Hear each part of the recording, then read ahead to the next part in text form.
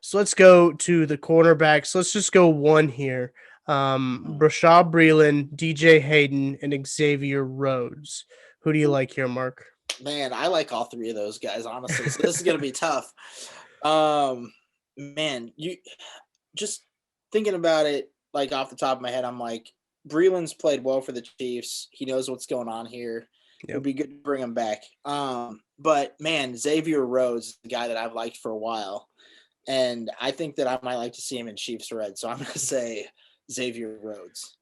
Xavier Rhodes had a little bit of an interesting season a couple of years ago. He had a couple back-to-back seasons, but like this year, he really had a bounce-back season from those little shaky years, and he's been playing well as of late. So that one will be fun. But I'm gonna keep Brashad. I think Brashad is solid. I mean, he does have those guffaws every now and again where he gets a defensive holding because he gets beat, but who doesn't, right? I mean, Yeah. who doesn't have those? I think Brashad is solid. I think that he came back on a team-friendly deal. We later found out it was probably because of the suspension, but Hmm. I can't imagine that the market is very big for him right now, even without the suspension. So we'll see how it goes. He could get a better deal and go get some more money, which I wouldn't blame him for that. I'm never going to fault a guy for getting paid what he's supposed to. But like as you mentioned, all three of those guys would be exciting to see in Kansas City. I mean, DJ Hayden too. We didn't even talk about him very much, but he'd be fun to Yeah. see in KC as well. Yeah, Um, he's solid, and I guess another guy. I think Ward's a restricted free agent, right? yeah, he Like is. the Chiefs can still hang on to him and Hmm. not have to pay him hugely yet. I don't think he's really gonna be in the market for a huge deal unless he bounces back this next year. But he was looking really good last year, so I mean, maybe he can have a bounce back year for the Chiefs and give him a nice payday. Who knows? Yeah, I mean, we were talking about Travis Ward being a lockdown corner at this time last year. Hmm. So I mean, he's got the potential. Obviously, he just was a small sample size, and we've started to see it soil a little bit as we get a little bit more. Let's stick with the secondary, our last position group that we have.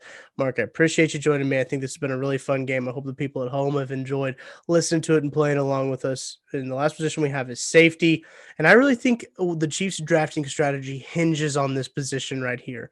What they do in free agency will depend on what they'll do with their number 31 pick. And I think a lot of what they do on free agency has to do with Daniel Sorensen.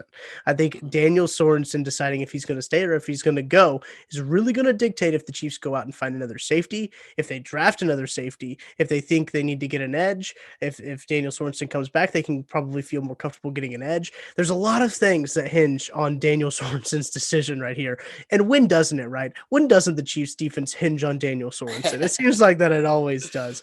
But let's get to the three guys. I just had to bust out a little rant there about Daniel Sorensen's importance in free agency. So obviously you have Dan on here, Dirty Dan, Bradley McDougald, and Trey Boston. Trey Boston, I believe, was just recently cut Yeah, by the Patriots. Am I right? No, I made that I think it up. was the Panthers. Yeah, it's definitely the Panthers. I saw Boston and just thought the Patriots in Yeah. my head for some reason. Golly. Patriots, Um, Panthers, both P names. I mean, I understand where you were going with it. yeah. Oh man. So let's just pick. Yeah, let's pick one. Let's. Yeah. I'm gonna make you make a decision here, Mark. Out of those Hmm. three guys, who do you want? Yeah, I mean, and the Chiefs only need one, so Yeah. it makes sense. Man, Trey Boston, when I saw that, that really intrigued me. And I think he can kind of do some of the things that Dirty Dan does. If I'm going logically with my head, though, I feel like Dirty Dan is an Andy Reid guy, and Yep. Andy Reid is a Dirty Dan guy, and they're both BYU guys, and they're both kind of like, they're in Hmm. sync with each other.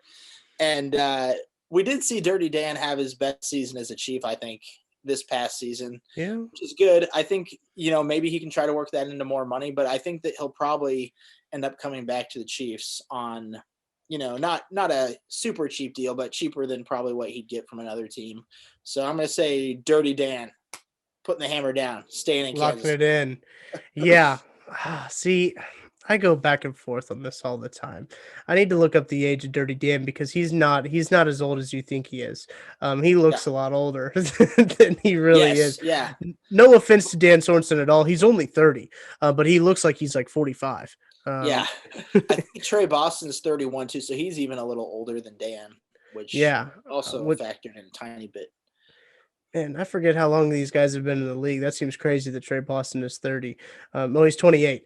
So Oh, is he's he a 28? yeah, so Oh, okay. he's a bit younger. So I think with that factored into it, Mm, I like Trey Boston. I like the way he plays. I think he's ball hawk. I really like, what he's able to do. Now, Mark, you mentioned really good stuff about, Spags really values knowledge of the system really over anything. You saw mhm, that with Willie Gay. You see that with Dan Sorensen. You see it all the time. So I think that the Chiefs, especially in free agency, might try to stray away from signing new people, which sucks to say, right? I mhm, mean, you want to see. I think that we're at this point where you want to see some new blood in this Chiefs defense. That's where I'm at least. I want to see some new blood. I want to see some new guys in there. mhm. Um, and I think Trey Boston would be a good way to revitalize that. I think he'd be a good. Well, he'd probably have to play the third safety, which the Chiefs like to play with three safeties a lot. So it's not like he's not getting any playing time. But Yeah.